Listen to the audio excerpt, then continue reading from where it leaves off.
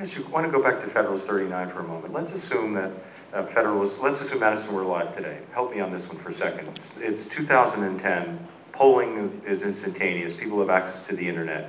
It creates an enormous amount of pressure on the ability of elected officials to carry out the mandates under which they were elected. Yet the Constitution says absolutely nothing about the impact of polling.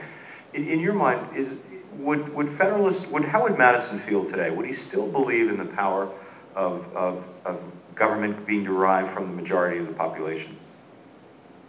Personally, I would hope that he would. I mean, people definitely vote. In the last presidential elections, the voter turnout was up 20% to 50%.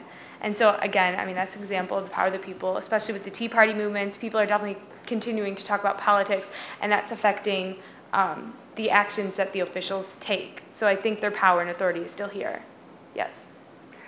But to stay with that for a second, what does it say about us as a people that we apparently don't really care about that electoral franchise? That we have a huge turnout in the presidential election when most of the governing, as you pointed out, is going on in the states, it's going on at the local level, where voting turnout is abysmal and citizen knowledge is appalling. How do we explain that? Does Rome hold a lesson for us there? Ultimately, I believe that's due to a lack of education and a lack of caring. In society today, people grow up without a good knowledge of how government functions. Only 3 states require a civic course to graduate. So people are not educated in the way that their government functions, and they do not know how to vote. Americans are proud, and if they don't know something, they're afraid to ask. So that could be a factor in how voter turnout is so low. And also people feel that their vote doesn't necessarily count, which is not true, but it's not something that can necessarily be changed very easily. Well, wasn't one of Jefferson's primary planks the importance of education and developing a sense of civic virtue? Yes, that's definitely one of the most important things. You need to be educated in order to function well in society. As Plato stated, a moral education will stain the soul. People need to be educated if they want to continue to be civically virtuous for the rest of their lives. So I just want to keep taking this back to Rome for a second. Polls, when people are asked, why don't you vote where it really counts, it's, I'm too busy. I have other interests. Is this a sign of the kind of lack of civic virtue that ultimately led to the collapse of Rome? Are we watching it here? What's going on? I would say it is. As was seen in the Rupert survey, political engagement has been declining drastically since the 50s and 60s, except for this last case of President Obama's election. One outstanding election. Yeah. Exactly. So why? What do you think? What can you do to fix it? If it's important, what can we do to fix it? Can Rome teach us anything today?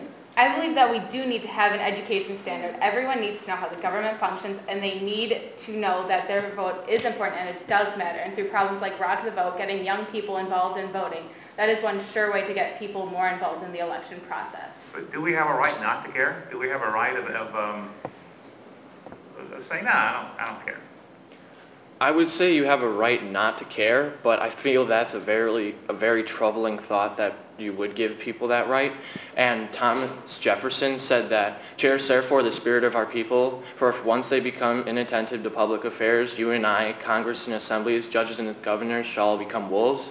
And this kind of shows the fact that the government will tear itself apart if we become inattentive to what's going on. Well said.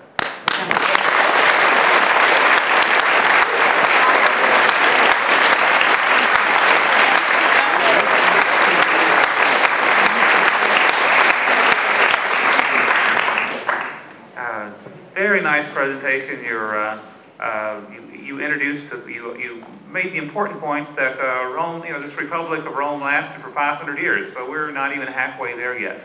Although I think it's also important to point out that the Roman Republic fell as a republic not in its time of weakness, but in its time of greatness. So perhaps the temptation is not fear, but when Rome had become master of the whole Mediterranean, then people became, as we said at the very end, complacent and lost control of their, and lost those Republican virtues that are so important.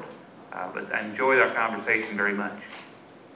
I I really enjoy the conversation. It actually started to get better as it started to progress. And I think that's a reflection of something that I've always felt that probably one of the greatest life lessons I learned when I was probably your age is there's no substitute for preparation. You know the materials. You knew the Federalist Papers pretty well, surprisingly. Some of them weren't even in this particular section. And so we kept trying to kind of throw you a little bit. And I know Judge Leeson kept trying to say, well, come take us back to Rome, take us back to Rome. And then I like the way you ended that, Joshua, with Jefferson's comment. Was it Jefferson or Franklin? It was Jefferson. It was Jefferson's comment. I think you did a very, very nice job. It's tough, not an easy unit. No, I agree, and I really appreciate your engaging with us when we start to pitch the hard questions. There are the easy questions, and you can knock those out of the park, but you also can knock out of the park the hard ones.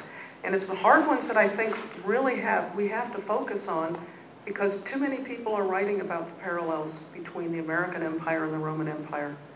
And what is it? Are the parallels really there, or did in fact the founders come up with a new science of politics that can save us from ourselves if we in fact stop caring and have the right to stop caring?